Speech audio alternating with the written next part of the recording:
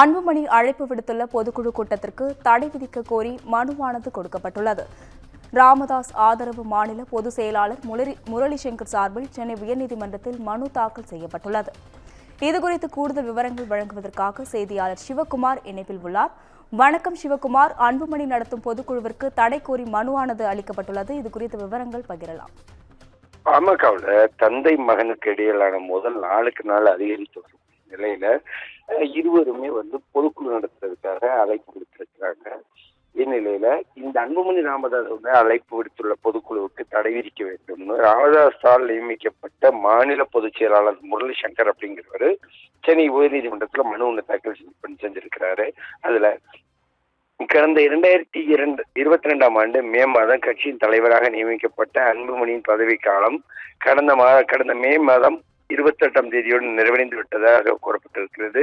மேலும் புதிய தலைவராக ராமதாஸ் தேர்வு செய்யப்பட்டு கடந்த மே மாதம் 30ஆம் தேதியிலிருந்து அவர் தலைவராக செயல்பட்டு வருவதாகவும் மனுவில் தெரிவிக்கப்பட்டிருக்கு. மாநில தலைவரின் பதவிக்காலம் முடிவடைந்ததால் அடுத்த தலைவரை தேர்ந்தெடுக்கும் பொறுப்பு மற்றும் கட்சியின் நிர்வாகம் பொறுப்பு உள்ளிட்டவைகள் கட்சியின் நிறுவனருக்கே உள்ளது என்று ஜூன் 7ஆம் தேதி நடைபெற்ற செயற்குழு தீர்மானம் நிறைவேற்றப்பட்டதாகவும் அந்த மனுவில் குறிப்பிடப்பட்டிருக்குது. கட்சியின் பொதுக்குழு அவசர பொதுக்குழு செயற்குழு கூட்டத்தை கூட்ட கட்சியின் நிறுவனருக்கே அதிகாரம் உள்ளதுன்னு மனுவில் குறிப்பிடப்பட்டிருக்குது. செயல் தலைவராக நியமிக்கப்பட்ட அன்புமணிக்கு ராமதாஸுக்கு ஏற்படுத்தும் வகையில, அதாவது அவரோட அவப்பெயரை ஏற்படுத்தும் வகையில, குழப்பம் ஏற்படுத்தும் வகையிலும் செயல்பட்டதாகவும் தெரிவிக்கப்பட்டிருக்குது. அதுல தன்னைத்தானே தலைவர் என்று சொல்லிக்கொண்டு அன்புமணி ராமதாஸ் செயல்படுவதாகவும் அந்த மனுவில் விமர்சிக்கப்பட்டிருக்கிறதோட கட்சி தலைவரும் நிறுவனருமான ராமதாஸின் அனுமதி இல்லாமல் அன்புமணி 100 நாள் நடைபயணத்தை மேற்கொண்டு வருவதாகவும் இதற்கு எதிராக டிஜிபியிடம் புகார் அளிப்பதாகவும் தெரிவிக்கப்பட்டிருக்குது.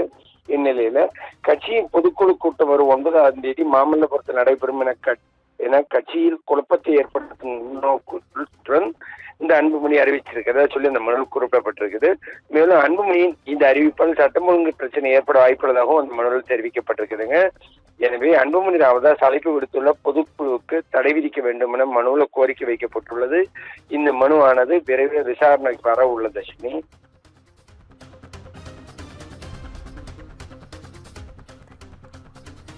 விவரங்களுக்கு நன்றி சிவகுமார்.